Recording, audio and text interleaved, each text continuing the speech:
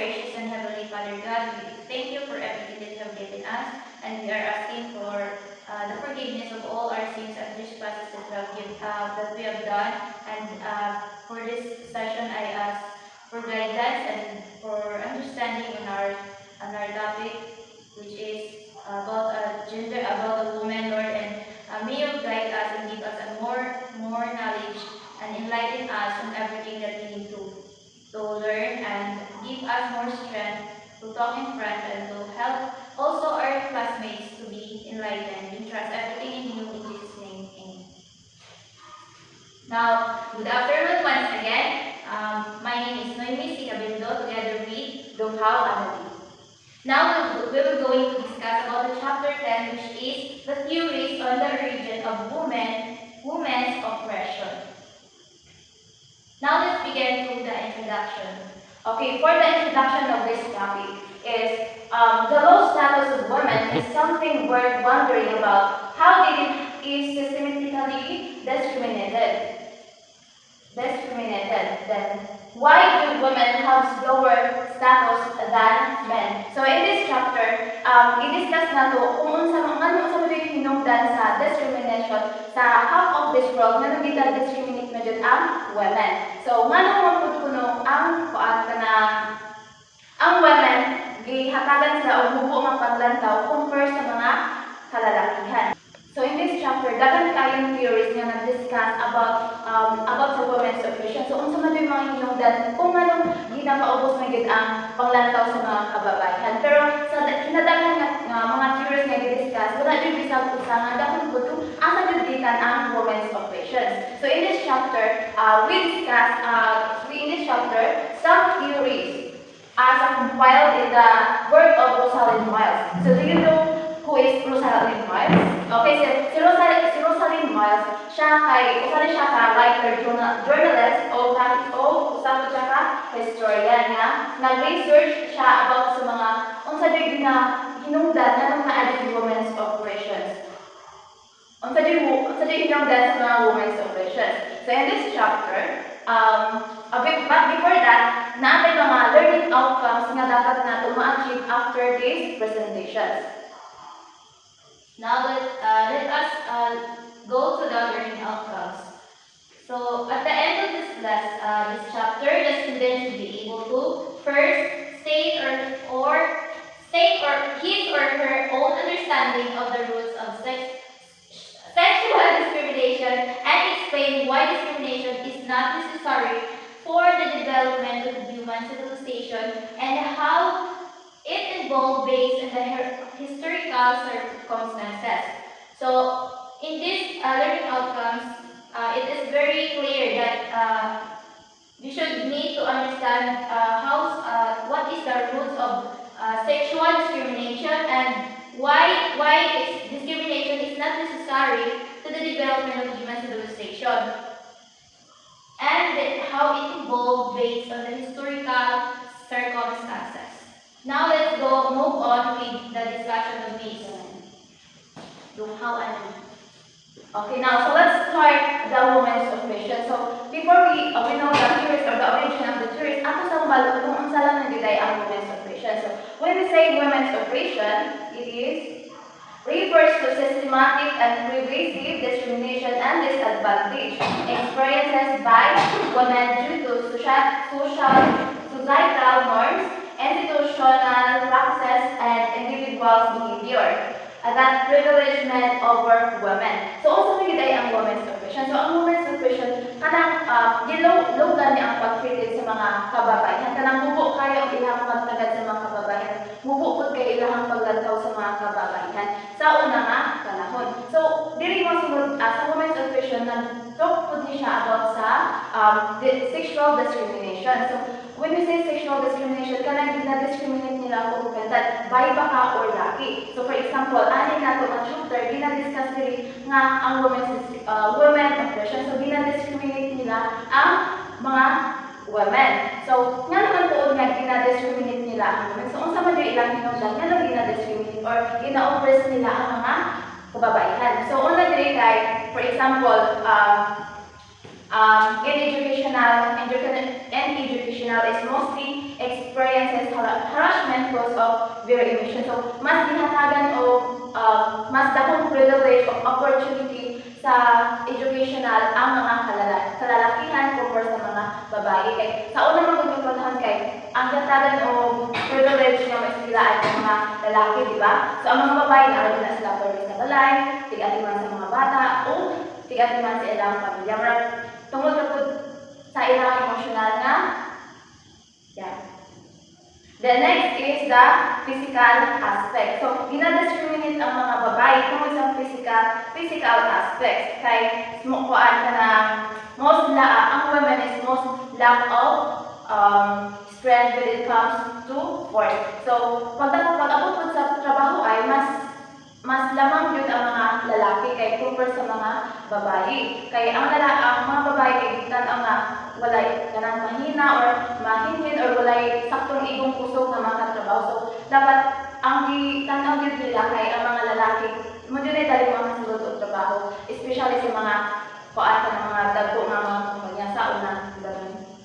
Okay, so next is unsa man gyud ay kalahian sa kuan kanang sa treated sa mga babae karon o sa unang panahon. Sa unang panahon, dili low ay ilang mag-treat sa mga babae. But in this generation, ihatagan ng equal treatment ang mga kababaihan. Mas ihatagan na sila opportunity nga kanang makatrabaho. Ang kaya sa lalaki, kaya na sa mga babae. Mas nilamang pagani ang mga kababaihan nowadays.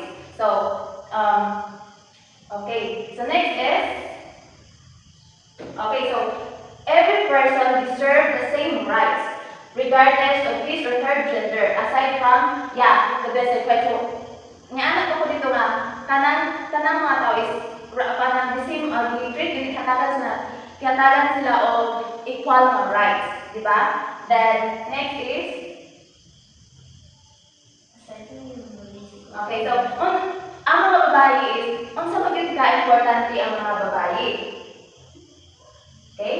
So, how important are women? So, para ninyo, unsa man gid ka-importante ang women. Okay? So, ang women is important kay women are crucial in food production and preparation. Yes, ang mga babae din pag-abot ko sa panimalay, mas ang mga babae hilig prepare og pagkaon, diba kanang tigluto, like kanang di ba naman tigluto.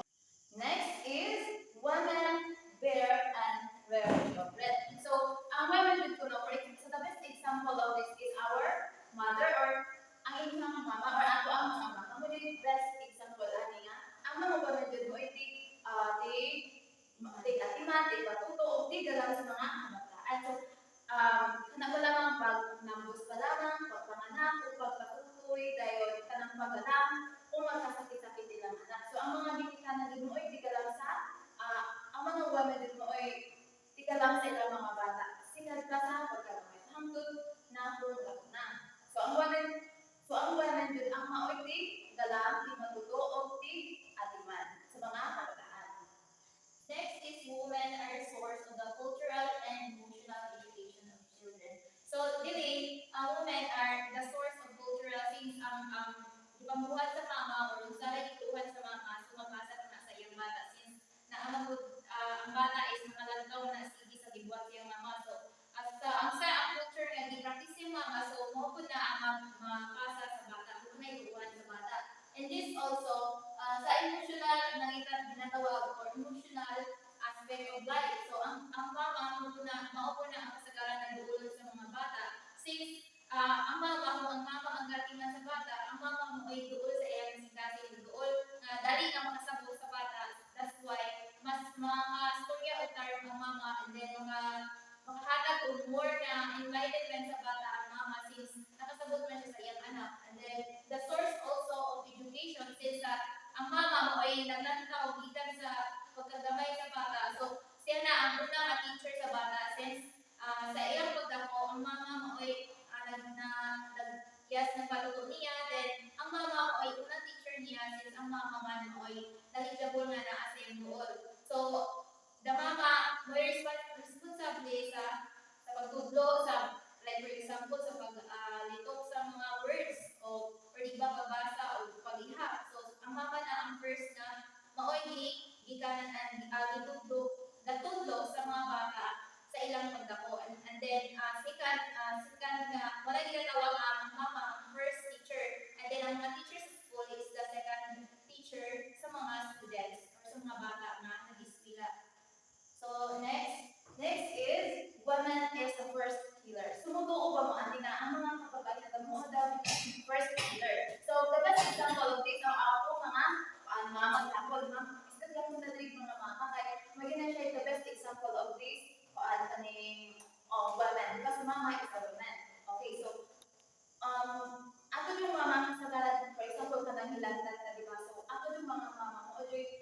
nurse sa ato ang balay. Kay kung magsakit-sakitan sila tayo i-check na to, kung dayon taon tambal. Then ano po, once na ating malalagan sa ato mga murag, kita po mismo murag maayos sa di ba? That's why women are important. Kaya sila sige na ito ay kung sila mag-offer together, di ba? So that's why women are very important. So kung sila importante ang mga kababaihan din in our society. Alright? Okay, next is, so there are several theories discussed about the theories of women's operations. So there are 3.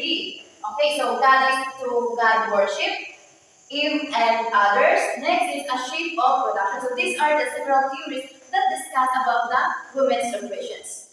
Let's begin first with the goddess worship to God worship. So this is in a historical theory and the oppression of women. Next, the shape of, this is what we call the shape of male, a shape to male centric worship. So in this, gradual and violent transition from goddess worship to God worship. So naani siya violent and gradual for transition from goddess worship to God worship. So in this theory suggested that this shift as a root cause of women oppression. So in this theory is a root of women oppression because in this time the people believe that there is a woman goddess, which is there has a paradigm or assumption of about the woman goddess. So in this time they respect the woman goddess. That's why ang mga lalaki in these times are dili sila more powerful since mga babae mas more powerful in this time because they respect on the God woman goddess. So sa diri mas itaas ang mga power sa mga babae o mas diri nga time ang mga babae because of that assumption nga about mother goddess.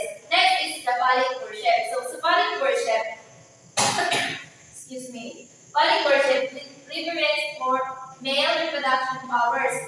So, sa male reproduction power, archaeological evidence of phallic symbols globally, and it also associated with the desire of fourth regeneration. So, dili nga tayo sila desire for regeneration.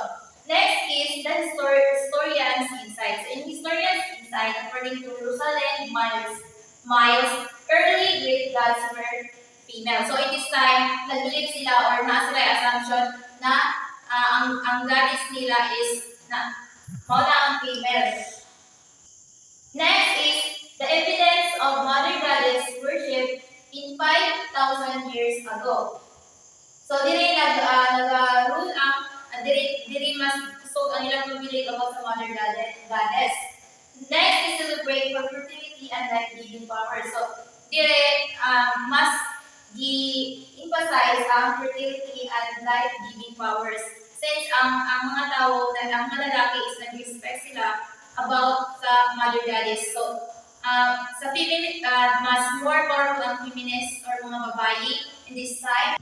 Now, niabot na ang men sa realization na nagkabo in the ways of agriculture or sa work sa agriculture. Ang male powers in the society, so diri nagkaroon na o power ang mga lalaki because of those realization na mas husgan ay sila. So, men appropriated creative power, reducing women's rule to passive incubators. So, next, reinforced by treating women. So, na-reinforce nila sa ilang bali na pag-treat sa mga babae in this time since mas kuan na sila, mas powerful naman ang men rin na-realize sa mga men na mas powerful sila kumpara sa mga babae. Next is the theories of Eve and the others. So now let's proceed to the story of Eve. So diri sa story ni Eve,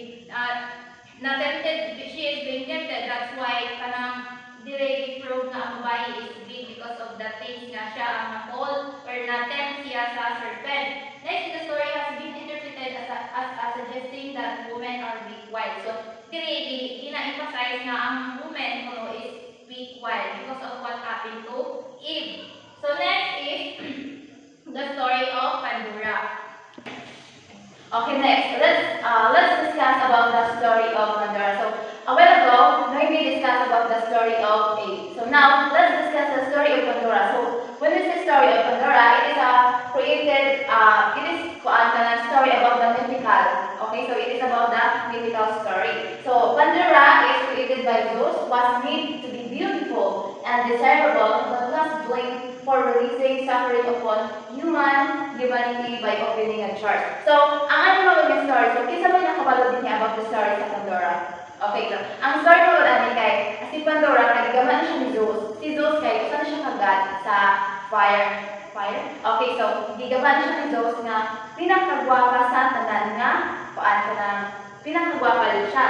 So, giingnan siya ni Zeus nga, ayaw i-open ang jar. Tungod sa curiosity ni kuan Pandora, kay tungod kay lagi ko curious kay mga babae, iyan yung i-open ang jar. Basta giingnan na siya ni Zeus nga, ayaw i-open kay mata ka ba daw? So, kuan ka na, tungod lagi curiosity ni Pandora sa iyang i-open. So, pag-open niya sa jar, dito ni gawas ang mga katong mga bad spirit, katong mga powerful, katong mga in the world. So, mali nakafeel na ta mga kabuon, mga kasakit, tungod ako ni Pandora. So, in this theory, kuan ka na ginasumpa na ang mga kuan ka na from the story of Eve nga gisumpa nga ang kasatanan for example kanang mga anak. So, gisumpa na siya nga ang mga babae mo ay mag-antos mga anak. So, gisumpa na siya ni God. Okay? So, tungod ra po sa mga ni Pandora o ni Eve, mo nang naka-feel ta kung unsa man ang atong na-feel karon. So mo gyud na siya hinungdan sa biblical nga story na siya. About siya sa biblical story. So mo na siya hinungdan nga nang naka-feel ta karon nga natay maka-feel ta dali kita mabuol, curious kaayo ta o kanang di po kay ta mo sunod ko kay gahi ta kita golden instinct pud nato. So tungod kini paan ka nang sa biblical story o sa mythical story. So from this theory, ginain nga ang mga babae umagas sa biblical story, sa biblical sa mythical. Dayon paan ka na sa pa. Sumalas data guys. Yeah, tungod ra pud nila. Okay, so paan ka na si Eve is ingon nga disobedience ka nang wala ka dili pagsunod nga paan Dili pagsunod. And then the result ana is circumstances na natin mga circumstances na lain-lain natong mga challenge. Correct. Okay, so ang Pandora is curiosity. Mo po na susunod na Sa myth. sa myth curiosity. So mo po na ito ang nasunod karon nga curious kay ka mga girls. So mo na siya. So next is mo na siya about sa story of Eve and the curious of Eve and the others. So next is the shape of production. So di ba na sa story ni Eve o ni Pandora? Sa story ni Eve, yan is a biblical story nga nag-portray sa reality or sa kinabuhi, while ang Pandora is a mythical things nga which is made of imagination. So next is a shape of reproduction. So in this shape of reproduction, human production for the purpose of creating more workers became a crucial task in society. So ang women reproduction to mga very very crucial task na yan need sa society. So need sila more workers since nakabalo naman sila, diba, how to have agricultural work. So this time sa shape of reproduction, yan need sila o more kanang daghan nga trabahante. Excuse me. More nga trabahante. So it has become necessary to put women at home to produce and raise children. So ang mga babae in this time, in this theory, karang di pa kultura sila sa ilang balay is to take good care of the children and para dili ang mga bata dili sila makuha sa lain ng mga grupo o na sila yung loyal sa ilang society. So sexuality had to be represented so that the community could become loyal members of the society. So sa ginaino lang kanina nga ang mga women are they are given a task na mo mag-atiman sa magpuyo silang balay na just take good care of sa ilang mga children para maging loyal sa ilang society ang mga bata. Next is men work in food production while women in laborers production. So dire ang mga babae sa nag-work sa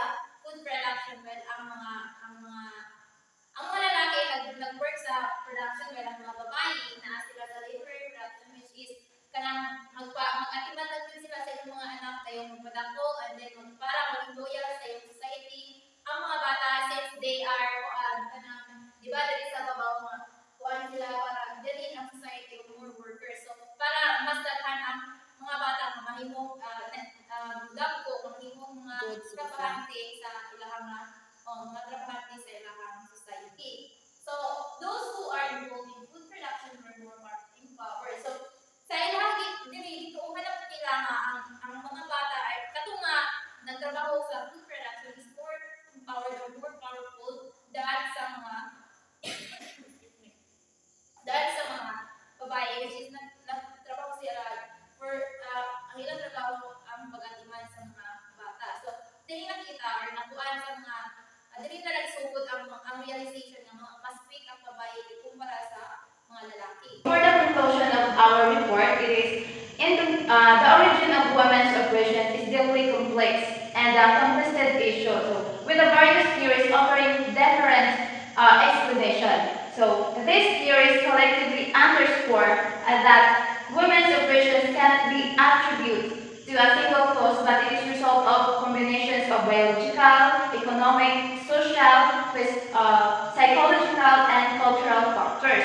So understanding this complexity is crucial for addressing the structures that sustain gender inequality. So, in addition, discrimination is not necessary for the development of human civilization. Why? Kay dili man jud siya ingon nga mo'y basihan or mo'y rason nga nung dili ta ma-improve or ma-develop ang ato ang human civilization. Dili ta angay mo discriminate og usa ka gender or usa ka sexuality aron lamang kita mulang usa kinabuhi. But in this chapter, we discuss about the theories of women's oppression. Pero bisan daghan tong theories ang discuss, pero bisan usa walay gatuntod nga mao na siya hinungdan. So tungod pud sa historical basis, dili pud na kinahanglan pud nato mahimo na tong rason para pud nato i-discriminate ang woman nga siya mo'y weak or siya mo'y stronger. Yes. Kay sa pinaagi po sa theories, ibang theories nagsultira sila explanation ra. So, in conclusion, makaingon ta nga dili na jud siya necessary ang discrimination, di ba? Okay, so the most important here is respect to each other. Okay, so that's all for our report for today. Thank you for listening. Thank you for your listening and hope you cooperation. understand. So, do you have any questions or clarifications about our topic? If you have questions, just Ask it or us. okay. So That's all. that's all. Thank you and good.